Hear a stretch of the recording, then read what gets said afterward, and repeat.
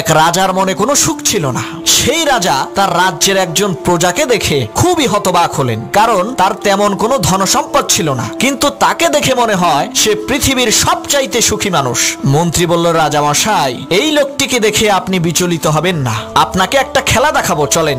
মন্ত্রী কি করলো, একটা ব্যাগ সেই লোকটির ঘরের দরজার সামনে রেখে আসলো। অবাক করা বিষয় হলো, তার পরের দিন থেকে সেই লোকটির মনে কোনো সুখ নেই। রাজা বলল, মন্ত্রী, তুমি সেই ব্যাগের মধ্যে কি দিয়েছিলে যার কারণে সেই লোকটির মনের সুখ শেষ হয়ে গেল? তখন মন্ত্রী বলল, রাজা মশাই, আমি সেই ব্যাগের মধ্যে 99টা স্বর্ণ মুদ্রা দিয়ে ব্যাগের উপরে লিখে দিয়েছি এই ব্যাগে 100টি স্বর্ণ মুদ্রা আছে। লোকটি ওই 99টি স্বর্ণ মুদ্রা পেয়ে খুশি না হয়ে সেই মিথ্যা একটা স্বর্ণ মুদ্রা খুঁজতে খুঁজতে তার খুশিকে শেষ করে ফেলেছে। শোনো মুসলমান, আমরা ওই লোকটির মতোই আল্লাহ তাআলা যে 99টি নিয়ামত আমাদেরকে দিয়েছেন তার শুকরিয়া আদায় না করে মিথ্যা একটা স্বপ্নের পিছনে ছুটে বেড়াই।